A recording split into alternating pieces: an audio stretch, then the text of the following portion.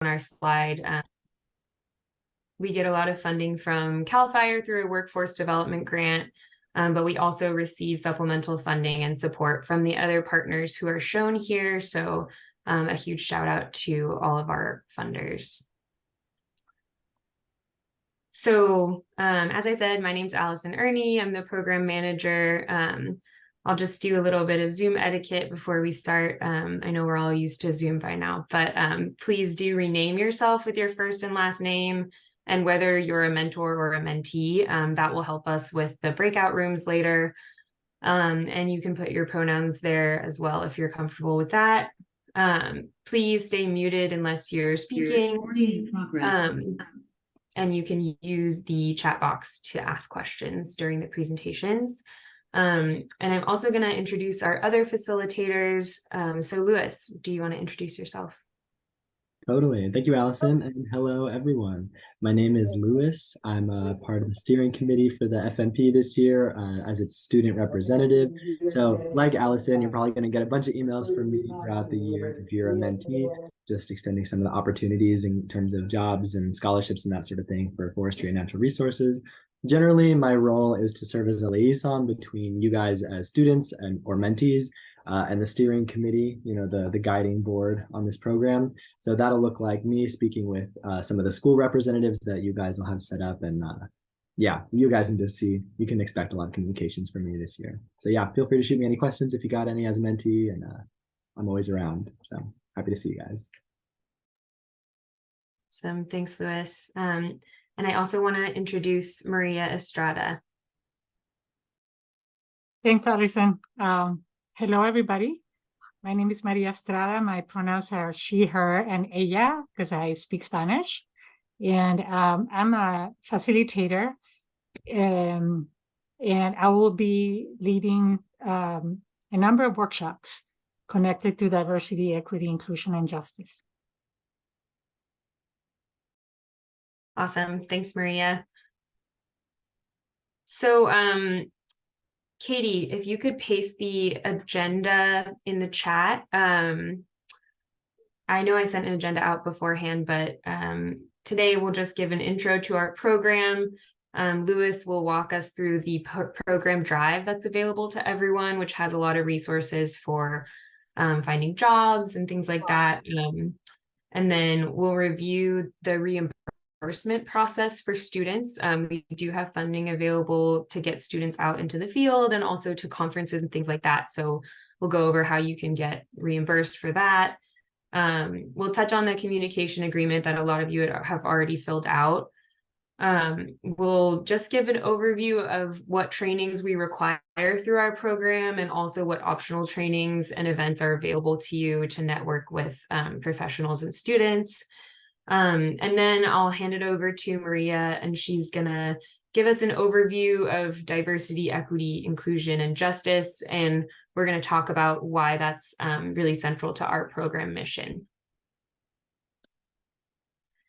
So I put a slide in here with our mission. As Louis said, our program is governed by a steering committee with me serving as the program manager. So we have 8 professionals on the committee from various sectors, and we came up with this mission statement this year. It basically just says that what we want to do with this program is increase recruitment and retention in the forestry field by pairing students with professional mentors. We want to provide networking and training opportunities. And we want to give insight into what it's like to be in this field, to be a professional and to make this into your career. And we also say in our mission statement how central our mission is, or how central diversity, equity, inclusion, and justice are to our mission. We recognize that there are groups that are underrepresented in our field. We really want to support those groups to get into our field, and also, to expand our workforce to include those folks as we face all these challenges that we're facing in our field. So all of you filled out our application. You saw that we allow folks to specify preferences by identity. If they're more comfortable with someone with a shared identity, they can express that, or if they really want to be paired with someone with the same professional interest. And we also really try to highlight the diversity of identities that already exist within our field. So that's an overview of our mission for folks who haven't participated before. So we added one additional college to the program this year. That's Feather River College. So we now have 8 educational institutions that participate in our program. They all have forestry programs. And we had 56 students participate last year. And this year we have 66, which is awesome. So I know a lot of you have participated before, and every year we put out a survey at the end of the year just asking what should be different about our program next year. What would you like to see? What did you not like? So just a little overview of what's different this year. We really tried to prioritize geographic proximity for pairing if that was important to people. It seems that for some folks, having a mentor or a mentee who's close to them geographically is better for communication and getting out into the field and things like that. So if you specified that, we really tried to meet that specification. It's not always possible based on who applies, but we also have a central event calendar for the program this year. Our calendar has all of the Zoom links on it for our virtual events, all of the planned dates for the in-person events that we'll be doing. So I know everybody is super busy throughout the year, and we hope this is a way that folks can better prioritize what events they can attend or want to attend, and planning ahead for those. So I'll share that in my follow-up email. I think I've sent it out a couple of times already, but and then, yeah, we sort of streamlined our programming this year. We offered a lot of events last year. Not all of them had great attendance, and we sort of thought maybe we were offering a little too much variety. And so we tried to take the best parts of the program and pare down that programming for this year. And the last thing that is new this year is our mentor listserv. So this is a common listserv for mentors. And it sort of started because some mentors were like, well, I don't live close to my student, but I would love to connect them with people that do live in their area and are able to take them to the field and work with them in that way. So it's a listserv just for mentors. You can share your ideas on field trips. You can collaborate on field trips and things like that. So I'll also send out follow-up information, and folks can let me know if they want to be placed on that listserv.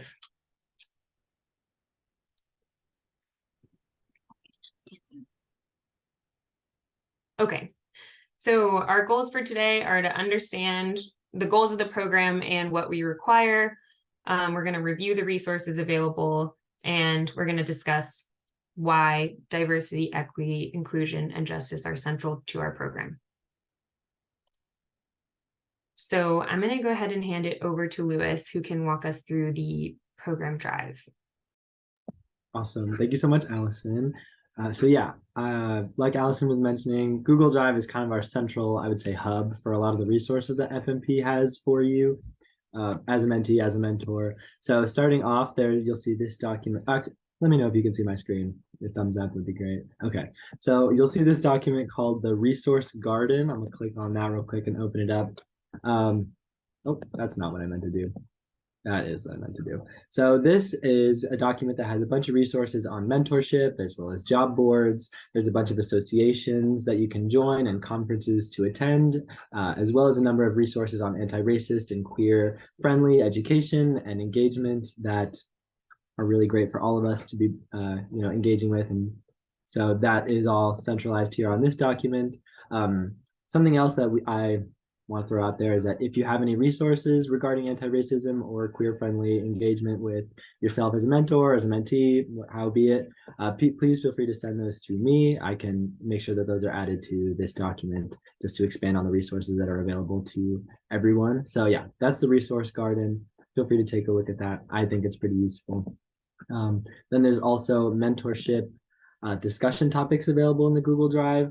Or a bunch of mentor-mentee resources. So we've got specifically, I want to mention the monthly discussion topics. So if I know that myself and my mentor in the program this year are doing a monthly meeting schedule. And so if that works for you guys, I think this will work as well, where you guys have discussion topics that you guys go through throughout the year. Specifically, just to give an example, Novembers are pretty broad in terms of exploring careers and natural resources. So these could be great for, a first discussion sort of thing. And you'll see that as the months go by in these discussion topics, you guys can kind of build on those as a pair and establish a relationship in that way. Next in this Google Drive is there's a job tab right over here in job announcements. So this is updated pretty frequently with a bunch of opportunities that open up throughout the state and potentially beyond, where, just we see them, we pass them along to this, and you guys can keep your eye out on that if you guys are on the job market right now. I know a number of students are in their last year, myself included, so I'm going to be checking this a lot. And then the last thing that is really important for right now is the financial reimbursement tab. So Allison, I think, may be able to speak more to this, but you as participants in the program, specifically the mentees, get a $300, I guess, bonus type deal. You got $300 that you have access to that can help you get to conferences or reimburse travel, that sort of thing. And all those resources exist in here. Allison, do you have more you'd like to say on that? I think that's a pretty good overview. Thanks, Lewis. And I will send that link out in my follow-up email. But does anybody have questions about the drive? Okay. I have a question. Yeah. If we went to SAF, did we already use that $300 allowance? Yeah, that's a really good question. I'm just about to cover student reimbursement, but no. So with the reimbursement, there's a whole line item in the grant that I wrote, like a huge budget item for this exact purpose of sending students to conferences. We weren't really spending a lot of that funding. And so we had a lot of that budget left. So that's why I decided to try to work with some of the faculty members to get students to the conferences. So if you already attended a conference that was paid for by the program, that's fine. It's more like the individual reimbursements are limited to $300. So if you're interested in getting a big group together to go to a conference amongst your peers, work with your faculty representative at your school and have them get in touch with me, and we can talk about how to do that. And that goes beyond your $300. Any other questions? Cool. Okay, I'm gonna go ahead and share my screen, and I'll just walk through this reimbursement form with you all.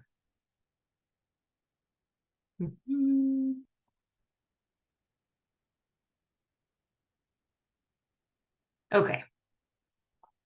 Hopefully everyone can see that. So this is the form. It's just a Google form. So it's located in our program drive.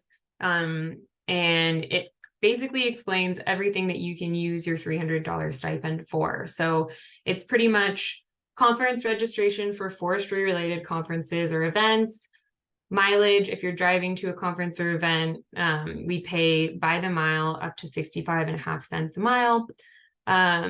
We can cover hotel expenses, and we can cover meals that are associated with the conference. As long as your conference isn't providing those meals, we can cover those. And there are limits to each meal. So breakfast is 15, lunch is 18, and dinner is 26. The most important thing in the reimbursement process is providing me with receipts that show that you have paid for whatever you're asking for. So if it's conference registration and you get a confirmation email, it just needs to say on there, paid with Visa. It needs to show that you actually did pay for it. You can also send a bank statement or something like that. And with meals, this is really important. You must have an itemized receipt. Sometimes at restaurants, you'll sign the receipt and it'll just have a lump sum on there. I can't pay for that because I can't guarantee that there's no alcohol on it. Our grant funding does not cover purchase of alcohol. So if you want to purchase alcohol, ask for a separate receipt. and make sure the receipt that you send to me is itemized and shows what you bought. Otherwise, I might not be able to pay it. So super important there. But as you go through this form, you can see we have 2 rounds for reimbursement. So if you submit before the 31st of December, you'll get paid in the first round. And if you submit before May 1st, you'll get paid in the second round. If it's really important that you get reimbursed sooner, that's fine. You can just email me. I can probably make that happen for you relatively quickly. And you'll be paid in the form of a check that's mailed to you. So yeah, just a basic form. I ask, what you want to be paid for, what's the conference you went to. If you're doing mileage, I need a map of where you drove to and the miles that you went. And then you can submit your receipts through this Google form, or you can email them to me. So just check the box. Either I'm going to upload them here or I'm going to email them to Allison. And then, yeah, I just need an address on where to mail your check, and you submit that to me. Does anybody have questions on this form? Hey, Allison, not a question about the form, but can we please turn on captions? Yes. I don't know if I know how to do that, Katie. Give me a minute.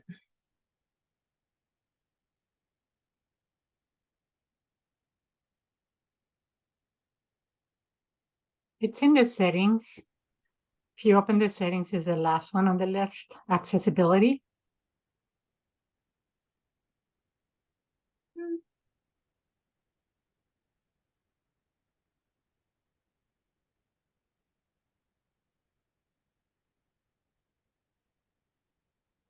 Katie, can I make you the host and you can work on that?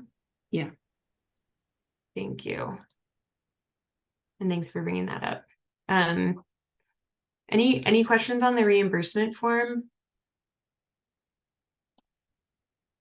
Oh, are mentees eligible for reimbursement if they want to do a site visit with their mentor? Yeah, thanks for asking, Olivia. Yes, if you live far from your mentor and you need to get there, you can get reimbursement for your mileage and your hotel and your meals for that. Definitely.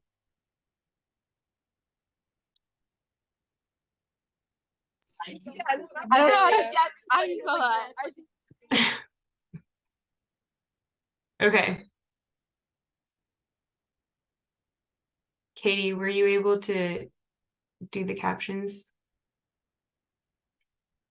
I am still looking it up. I apologize. No worries. But I Yeah. will try really Lauren- hard to get it done. No worries, Katie. Lawrence, did you have a question? Yes, with respect to travel and you said, made reference to a map. Is it, hey, go from Eureka to Grass Valley? A state map with a line on it is sufficient, or you want this to be a THP level map? No, it can just be a Google map showing the route you took. Yeah, that will be fine. Okay, thank you. Yeah, and Mercedes asked, can a mentor transfer their reimbursements to their mentee? I should have been more clear. Sorry, our reimbursement is only available to students. Yeah, Kevin? Allison, have you shared the link to the Google Drive? I was just looking through my emails and couldn't find it. I haven't shared it yet. We actually sort of restructured it this year, and I'll be sending it out in my follow-up email. Thank you. I will look forward to receiving it. Cool. Hey, Is it the same Allison, as the link in the agenda? I think that maybe I did link it in the agenda. I think you did, Okay, great. which is linked in the chat. Thanks, Angie. hey, Allison and everyone, I'm really sorry about this, but I think to turn on the captions, you need to do that before we started the meeting. So I don't know if I can turn that on now, but we will have transcriptions of the meeting available in the recording that we'll share afterwards. and feel free to ask questions, and I can try and type in the chat kind of what's going on too. Sorry about that. Yeah, I'm really sorry about that. Good to know for the future.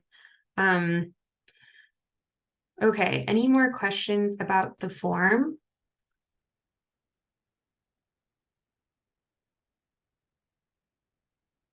Okay, cool. Well, with that, I will just move on to our communication agreement. A lot of folks have already turned this in, which is awesome. But I just wanted to sort of review it. It's a good tool to meet with your partner and decide how you want the year to go. What are the goals you want? If your goal is really to get into the field together, how are you going to make that happen? If your goal is to find a job as a student, how can your mentor help you do that? So some feedback we've heard on the program before is that there's not a lot of structure to it. So we've really tried to improve that with our monthly meeting topics. And with the communication agreement, we hope that you can come back to it. If you're like, what are we working towards again? You can look at what you worked on and hopefully move towards that. A reminder, you're supposed to meet with your partner at least once a month to foster that mentor-mentee relationship.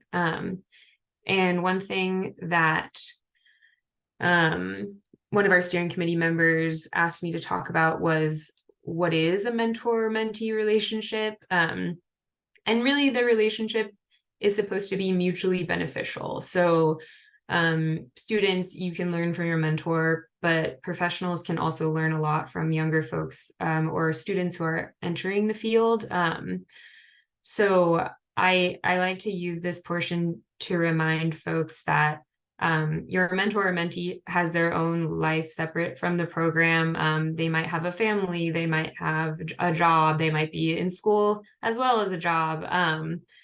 Everybody has their own things going on. So respect in communication and, respecting the fact that your mentor or mentee is really taking the time to go through this program with you.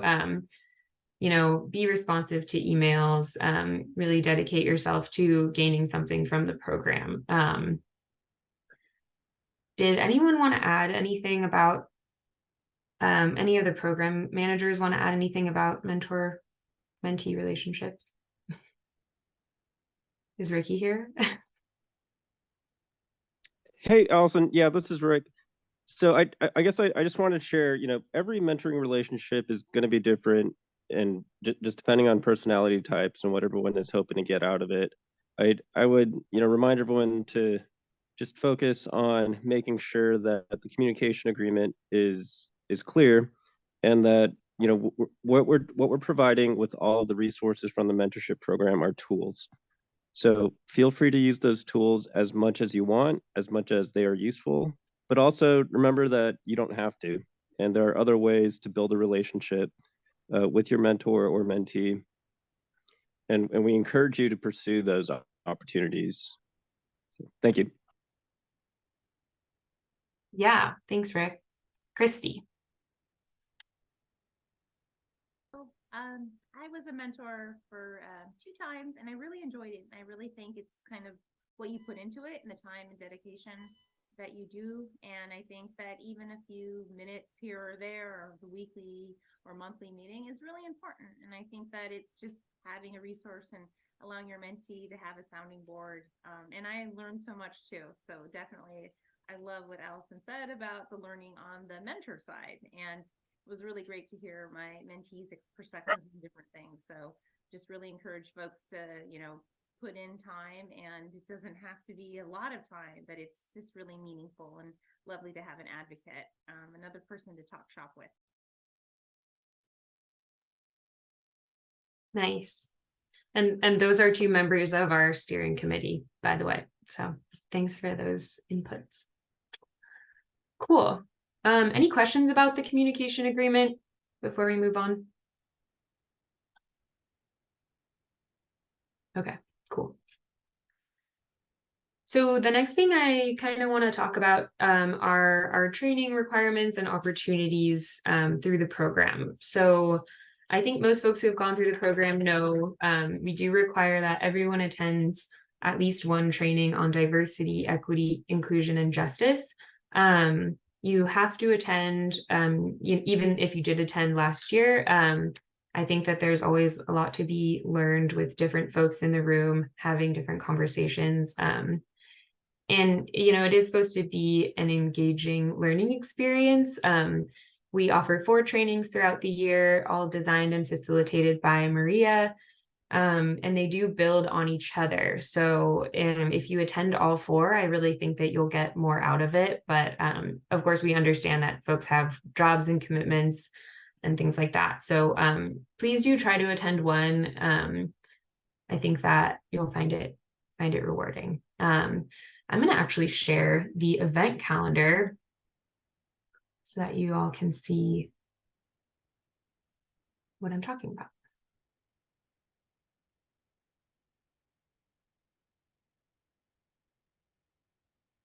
Okay. Can everyone see that? I know it's kind of small, but okay. So we put this event calendar together this year in hopes that it would help folks plan ahead more. So you can see our kickoff meetings on here. You can find Zoom links on here for most of the virtual events that we'll have throughout the year, unless they're career panels that we're doing a little later in the year and still need to plan. But it'll give you a good idea of what to expect. One thing I really want to plug today is our job preparedness workshop. It's coming up pretty soon on Thursday, November 9th from 12:30 to 1:30. So if you are a student who's seeking a job, either a summer job or a post-graduation job, please consider attending our job preparedness workshop. It's going to be sort of a combination training on resume skills and interview preparation and skills. So you'll have 2 short presentations about those topics. And what I think is really the most rewarding thing about this training is that we actually work with multiple professional volunteers to create these breakout rooms, and you can sign up for a 20-minute session with actual professionals who are doing hiring in this field from these different sectors. So we have a CAL FIRE room, forestry consulting, research, a federal agency, special district nonprofit, or private industrial forestry. So it really kind of covers the range of jobs that you might be seeking with a forestry degree or accreditation. So I really, really encourage folks to sign up for these time slots. Not a lot of folks have signed up so far. We really would like everybody to sign up before November 6th so that our professionals can be prepared, know how many people they're either interviewing or going over a resume with. So you can sit in your 20-minute session and opt for a mock interview, and your professional will give you feedback on how you did on that interview, or you can read through your resume with the professional and talk about how to tailor your resume to the job that you want. So if you're seeking employment in one of these sectors, like if you have a real interest in one of these areas, I think this is a really good opportunity to practice before you get into the real thing. So this sign-up sheet and the Zoom link are both in our event calendar. Yeah, Jason. Oh, I was just going to say this is amazing. And some of us come from the world where when you graduated in forestry and wildlife, you were lucky to get a job for $8 or $9 an hour, and you were competing with probably 50 people to get that job. So this is really good. These guys are in a great point of opportunity right now. There's more jobs than people. And I'd say take advantage of all these things that these folks have put together for you. If you're trying to get work, when we did this work, you were lucky you would do probably 3 to 5 seasons of firefighting or timber marking as a GS 3 to 5 to get a GS 7 job, maybe permanent, and 2 to 3 years of that job to get a GS 9. And that's just in federal service. So this is an amazing set of resources you put together. And for the folks who are in school or looking for work, like take full advantage of it. because the world was not like this even 5, 10, 20 years ago in this field. Thanks, Jason. Yeah, Rhiannon. I don't know if it's listed there in the yellow, but are we as mentees able to sign up for multiple, say like 2 slots if there are 2 sectors that we're interested in? Well, generally we would say no. I think that we'll see how we do in the next few days in getting signups. And if there are a lot of slots open, I would be open to allowing multiple signups. Thanks for that question. Any other questions on this? Cool. Yeah, I really thank Jason for that statement because there are a really big variety of jobs available to you all as early career professionals. And I think it can be hard to navigate that, but it's also an opportunity. And, you know, I will say, like, if you're hoping to go into CAL FIRE, if you're hoping to go into the Forest Service, those both have sort of nebulous application websites with USA Jobs or Cal Careers. These folks can help you with those questions as well. Yeah, Jonathan. Yeah, I just wanted to ask if you need to be a mentor to sign up to be a professional resource for that job counseling workshop. Yeah, that's a good question. No, you don't need to be. We do have folks for all of these breakout rooms already in place, but if you're interested in the future, I think that would be awesome.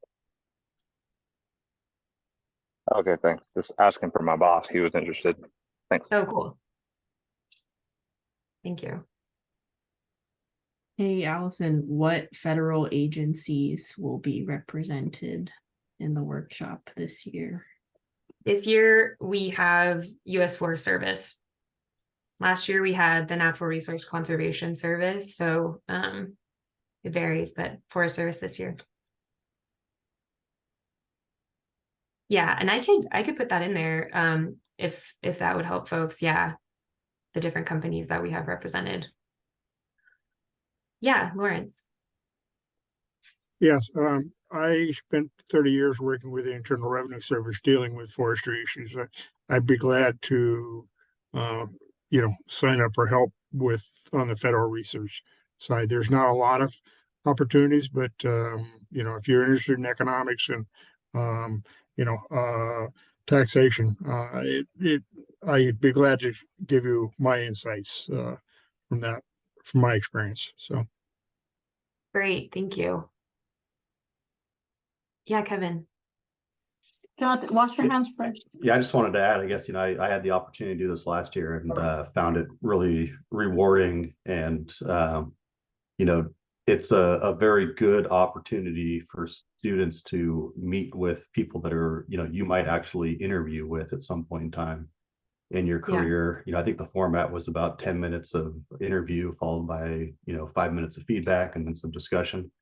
And so it gives you some, one-on-one time to really understand what it is that they might be looking for in some of their questions. Because in addition to, providing you a platform to tell us about yourself, they are really looking for you to demonstrate that you have the, the knowledge, skills, and experience to fulfill the role that they're looking for.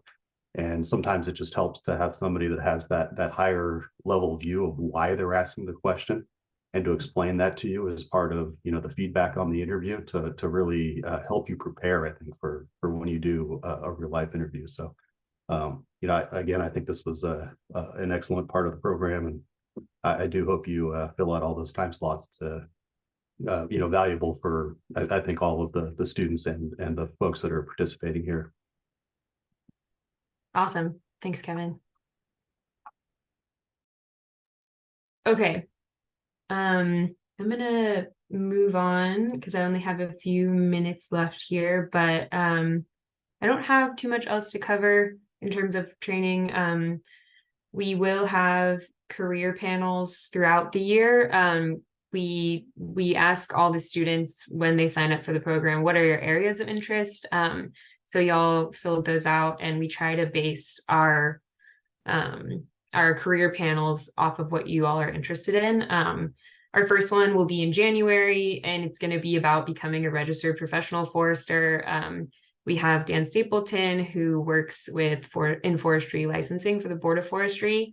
He'll be here to explain how to get your license. And then we'll have a panel of RPFs that you can ask questions of from varying sectors of forestry.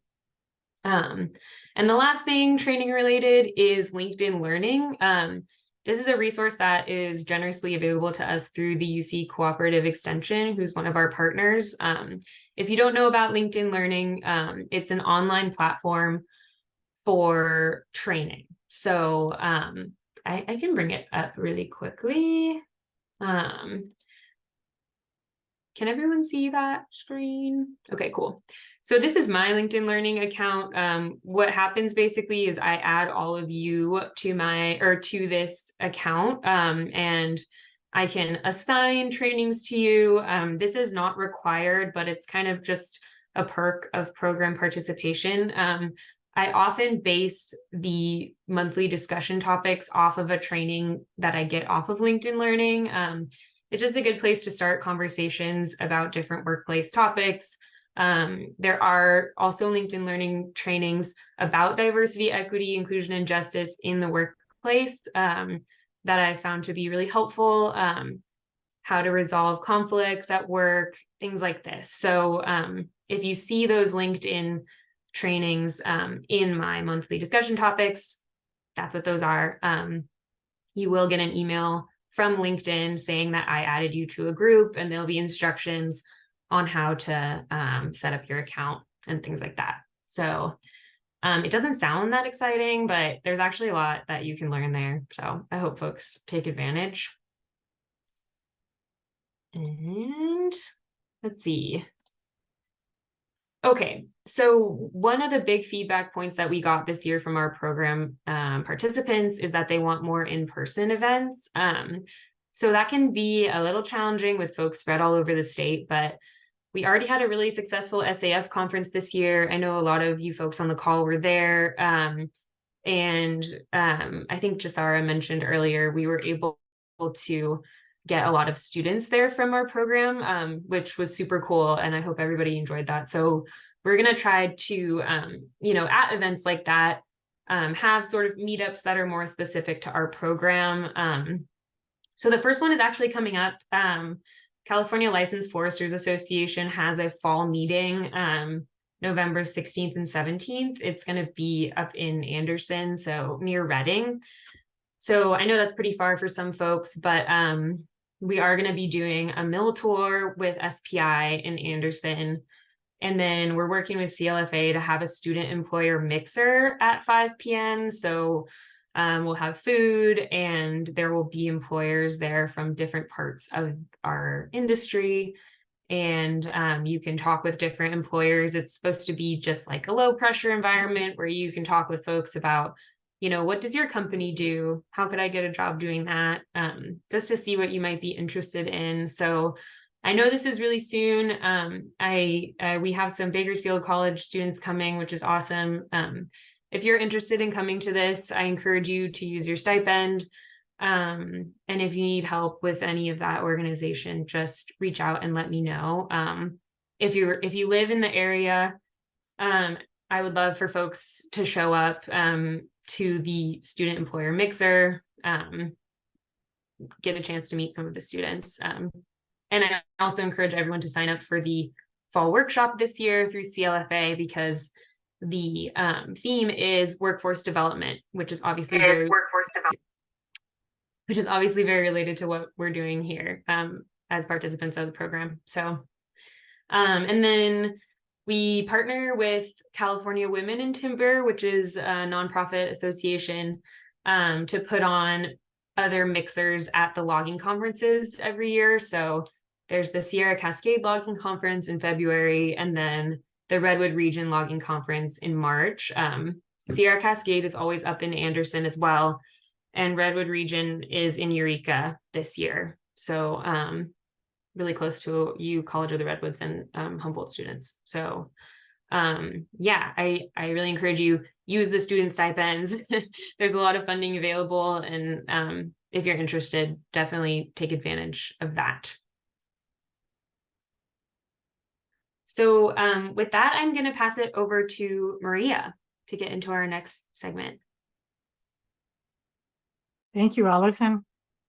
I also want to reiterate what some of the mentors have said about all the great opportunities that Allison and Katie and others who organize this program are putting together for you, including diversity, equity, inclusion, justice skills.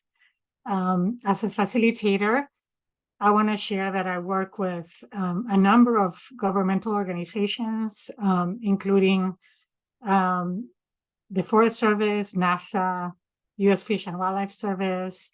I work with big environmental nonprofits and companies, and this kind of leadership skills are very valued, are sought in candidates for different jobs.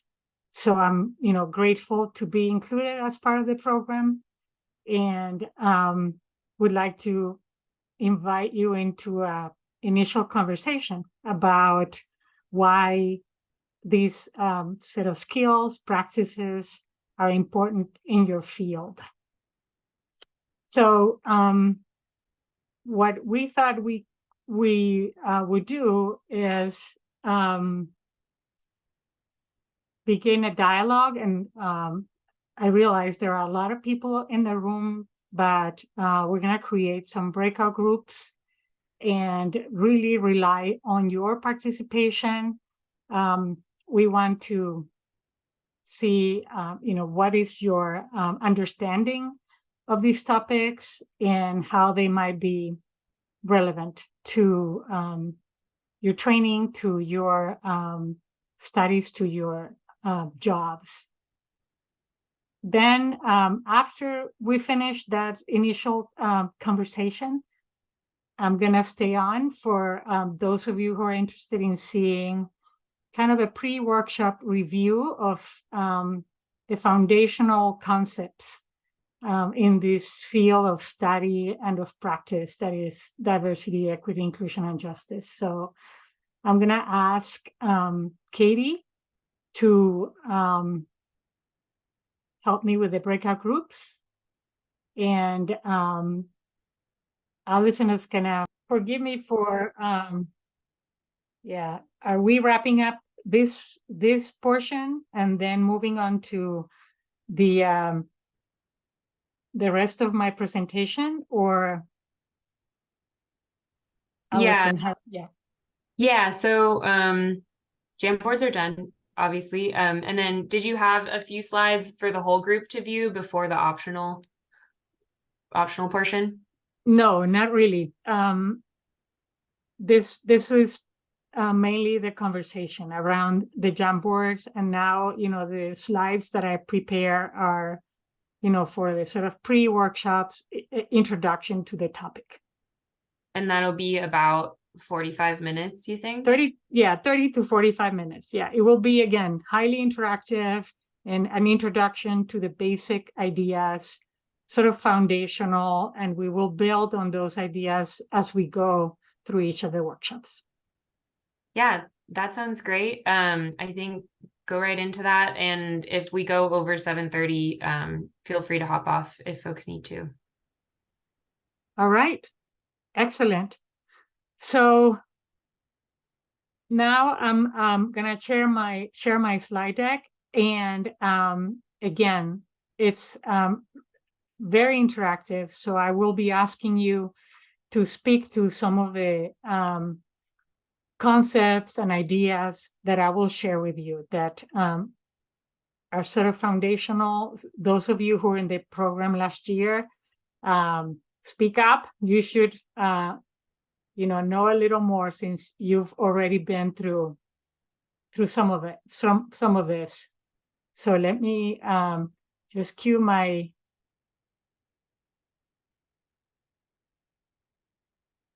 slides. And I am going to skip this part because there are so many people, but I promise I'll come back to this question when we are in the individual workshops.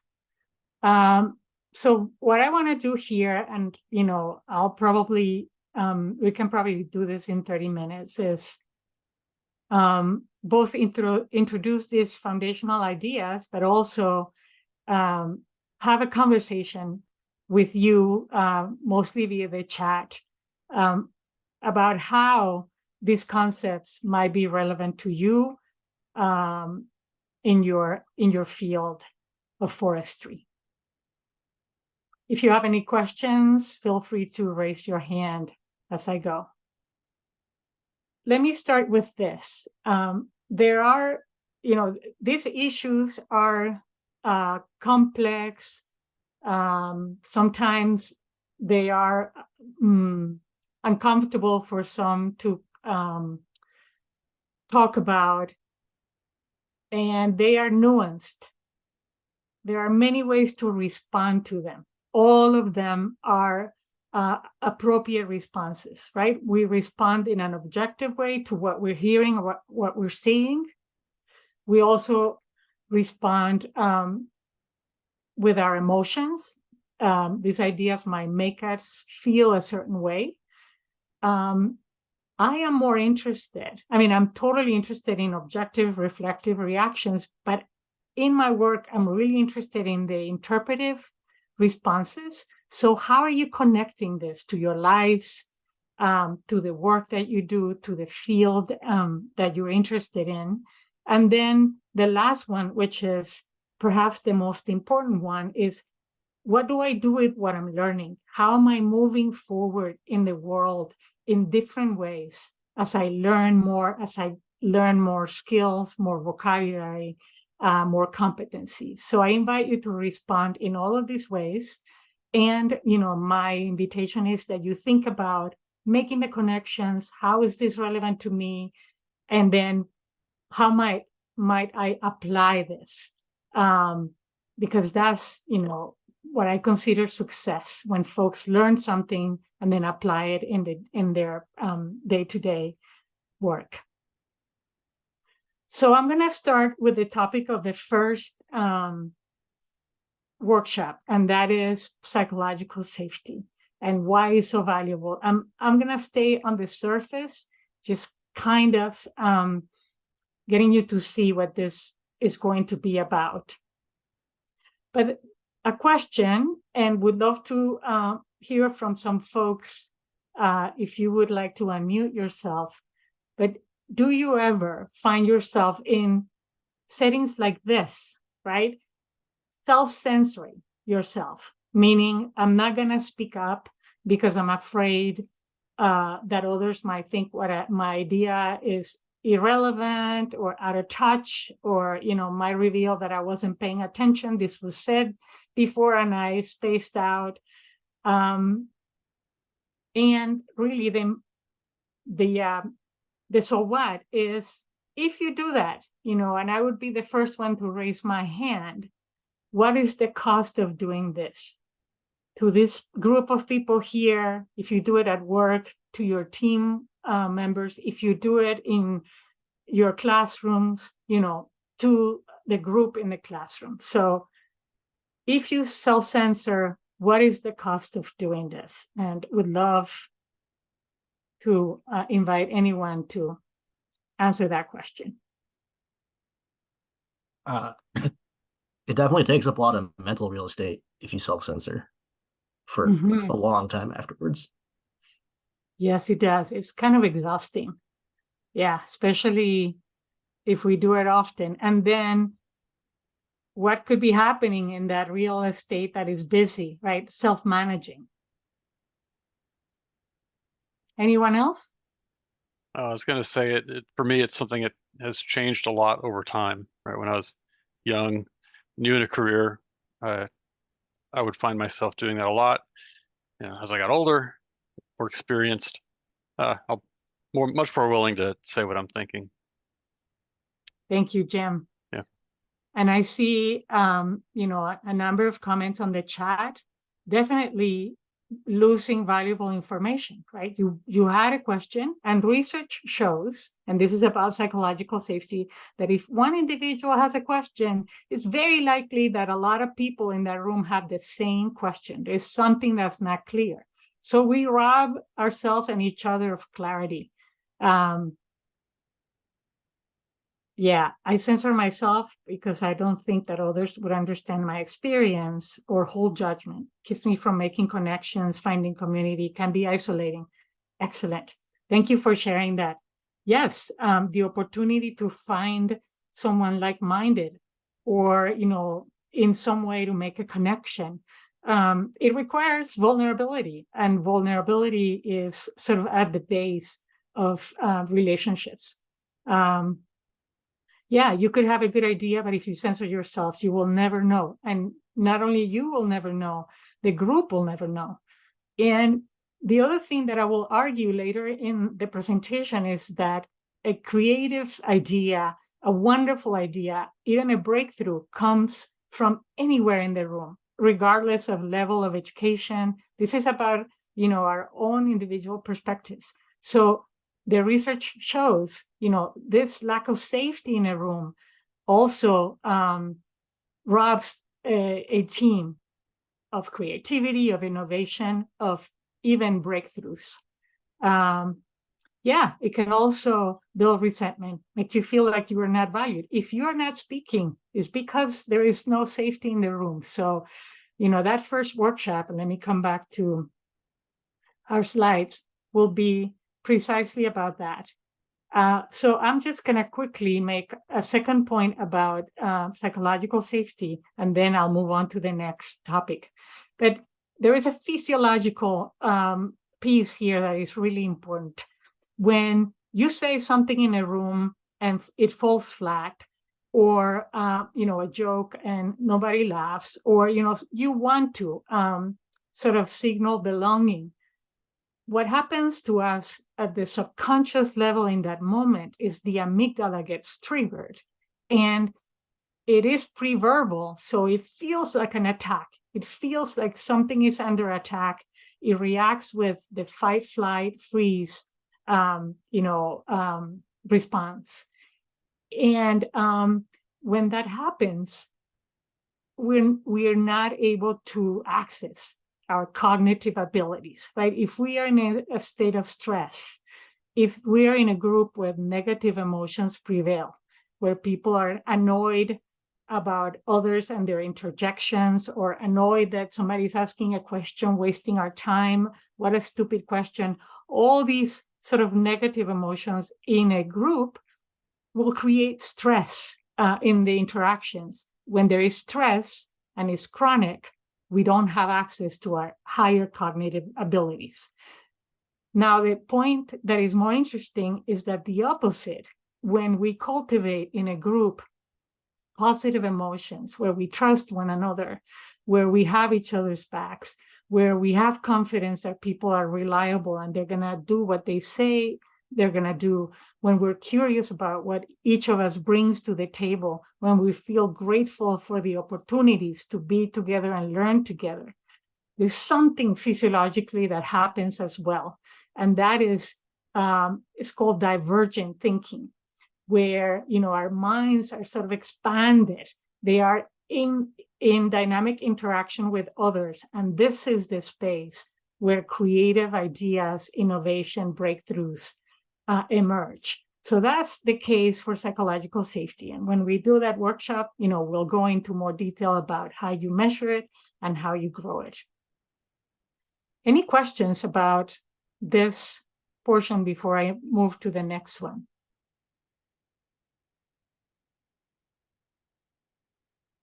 Oh, interesting. I'm going back to the chat. Too much honesty can also be a problem, particularly when it confronts the status quo. Okay, I will get into that in a moment.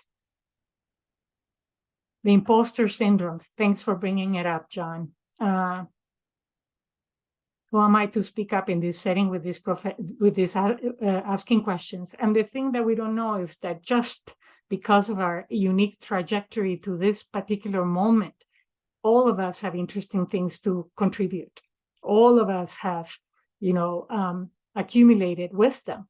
And so the idea here is to get everybody safe so that we can hear everybody and what they have to bring. It definitely makes for more effective teams, a more joyful environment to work in. Okay, so now diversity and difference, right? And I usually use a poem. I'm not going to use it here. You probably have heard it, but it's the elephant in the dark room, and people go in and touch it with their palms and their fingers in the dark, and everybody sees something different, right? Somebody sees a column, somebody else a porcelain sword, somebody else sees a rope, somebody else sees a leathery throne. And what I will argue here is that all of those things people are seeing are correct, right? So quickly in your mind, how is diversity relevant in your field? Give me a few things on the chat. The best idea comes from fresh perspective. Nice. Yeah. Sometimes people who are newcomers to a group will do what Walter was kind of talking about. Fresh perspectives will challenge the status quo, and I would say that's good for a team, because sometimes a team can get into groupthink. Yeah. Not asking questions hurts growth and professional potential productivity. Excellent. Listening to others is a way to test your assumptions. No one of us is as smart as all of us. Excellent. Yeah, if conservation restoration only has one group type in power, then the future restoration conservation is in trouble. Nice. Initiate diversity when it comes to clients. Yeah. Allowing the company to do better and have further reach. Excellent.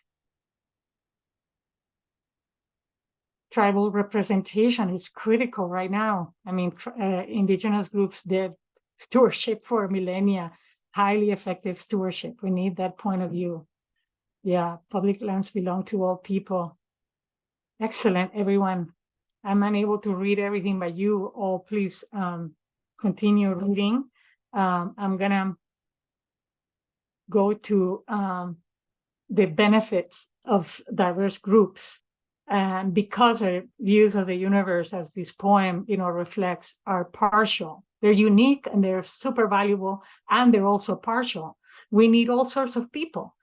For what? So that we can avoid and or challenge groupthink, get a more complete picture of the universe of things that is important to the group, incentivize people to be at their best. If I know that my perspectives are going to be challenged, if there are others with different perspectives, I'll probably get more prepared. Therefore, the processes are more rigorous. And like I said before, diverse groups are more likely to introduce innovation. Okay, now inclusion. Inclusion. And we saw some of the comments on the Jam boards, but we don't want anyone in a team hiding any essential parts of their identity. Why is that? Tell me in the chat. Why do we need belonging, where people feel like they don't need to leave any parts of themselves at the door?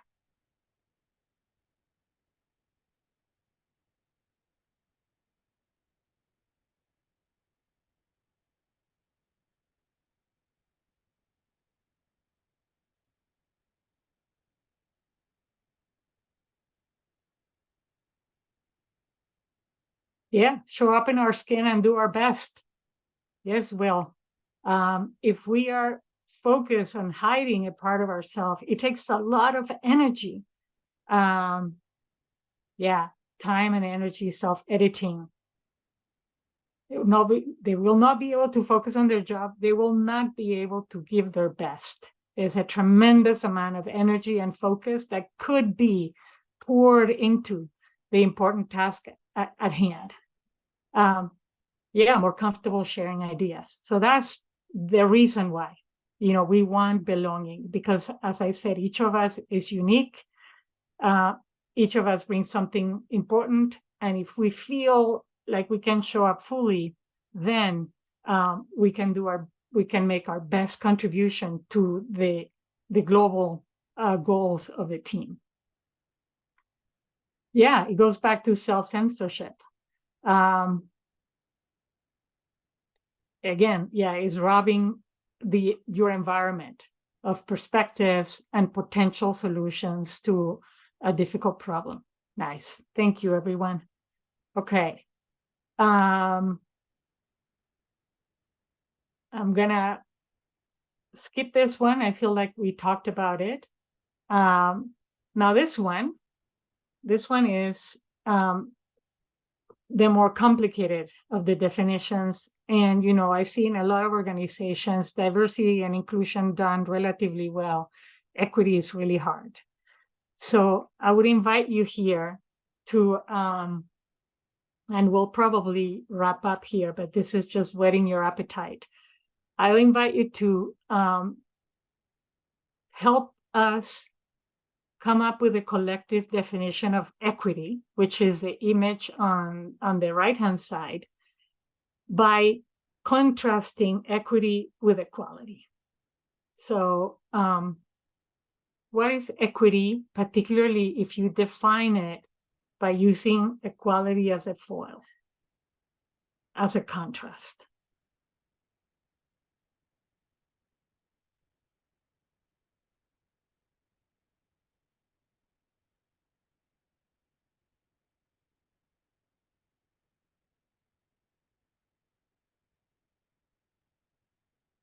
Okay, so each individual gets what they need. Yes, that is, each individual does not get the same, right? So equality assumes sameness. We're all the same, we all get the same. Equity, everyone gets what they need. Nice. Yeah, in a way, everyone has sort of specialized needs to be their best. Yeah, giving everybody the tool that they need to succeed. Yes, Chris, this is an improvement. This is like the 2.0 version that improves on all the comments that the original images received. Yeah, balancing those factors to create a truly balanced environment. Same resources to overcome their various different challenges, while equity gives a specialized help to a specific issues to make sure everyone is on an equal field. Some individuals need different resources to have the same successes as others. Yeah, equal means is equality. Equity is ensuring everyone is given equal opportunity. Yeah, different circumstances need different resources. All have the ability to participate without disadvantage. Equity, allowing everyone to have the same opportunities instead of just equal tools. Yeah, the first one doesn't understand the needs. Second one understands that different needs require different means. Thank you. Yeah, so this here, to wrap up, and I'm going to ask you just one more question, but this is the work of Paul Kuttner, and the additions to the initial image. One, all the figures are the same size. In the original image, they're the most unequal is smallest, and he thought, that left space for an interpretation that blames the individual, right? Inequity is intrinsic to the individual. Not all of us want it as much or work as hard. So that was one of the changes. The other is the fence and the ground, right? The ground is a metaphor for the past, and it puts us different groups in a not level playing field. So, more resources are needed for those who are placed historically at a disadvantage. And then the fence, because a lot of those historic issues have not been redressed, they just get compounded in the present. And the obstacles to overcome are more complicated, more complex. So here's the definition. And you all named it: removing barriers to access and opportunity, assuming we are not all the same, considering the context past and present. So my last question to wrap up is, how is equity relevant within the field of forestry? Why is it necessary? Sorry about the typo there. 2 questions in one. What's the relationship of equity to your field?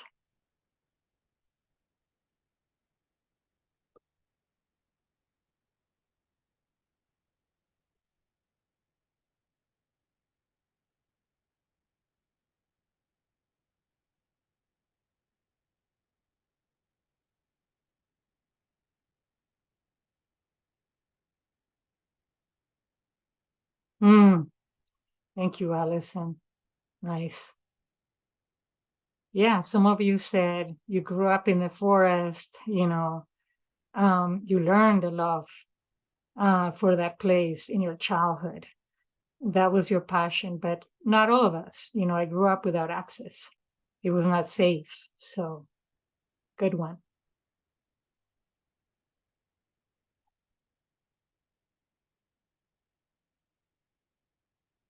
Okay, in the interest of time, let me just go here. This is another argument. I went to the Bureau of Statistics, and this is interesting. The employed persons by industry with some identity facets: sex, race, and Hispanic or Latino ethnicity. So there is a need to bring more diverse perspectives, more folks into that dark room, so we can see more complexity, more of the complexity of that elephant. Again, the innovations, the breakthroughs can come from anywhere. Well, that's kind of what I wanted to do. Just wanted to hear from you, get a conversation going, and then give you a sense of how these workshops are going to go. Very interactive, but considering all these questions and landing that in how is this relevant to you, to the work you do, to your communities, to your teams, to your organizations. So we're going to wrap it up. And Allison, I just want to thank you all. I'm excited about this year. This is definitely different than the beginning of last year. Lots of engagement, lots of really good ideas and thoughtful ideas. So I appreciate you all and look forward to seeing you in the workshops. Allison? Thanks, everyone. Thank you, Maria. I hope that folks can make it out to the rest of Maria's workshops. I will send out a follow-up email with all the information I covered and links to all the resources. I really appreciate everyone's participation. I know we said there would be a training that lasted a little longer, but I think we were just super efficient. So I appreciate everyone's participation and hope you guys have a great night. Bye, everyone. Bye.